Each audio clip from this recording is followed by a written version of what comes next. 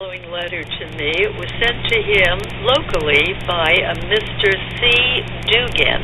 It's with great pleasure that I share it with my listeners because this is about Nancy Pelosi, and I have had an ongoing dislike for Nancy Pelosi since she insisted that the government give her a larger plane to take her weekly from California to Washington, D.C. and back at the government's expense because her small plane that was given to her had to stop once each time to refuel while crossing the country, and that extra time annoyed her. Here's the letter.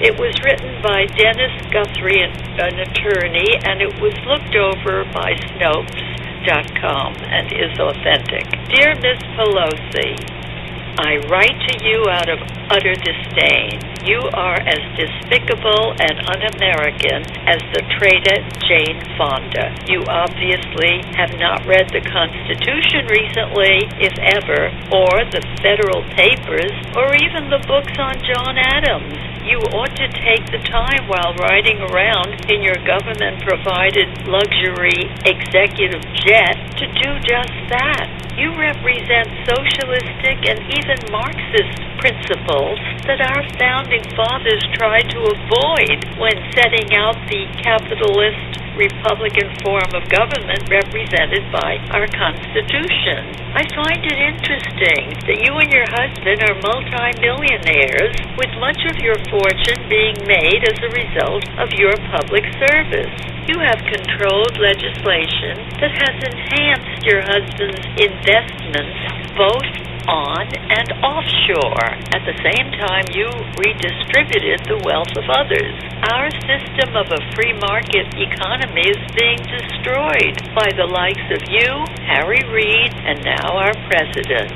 You ride around in a Gulfstream airplane at the taxpayer's expense while criticizing the presidents of companies who produce something for the economy. You add nothing to the economy of the U.S. You only subtract therefrom.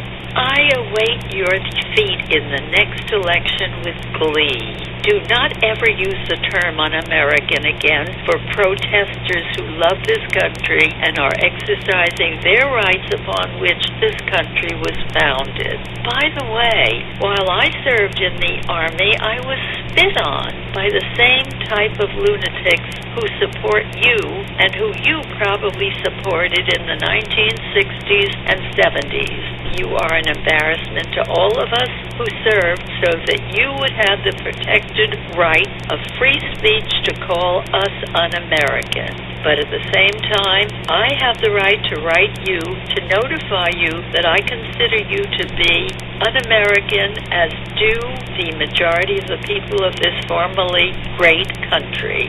You're a true disgrace to most of the people who serve this country by offering themselves for public service in the United States Congress.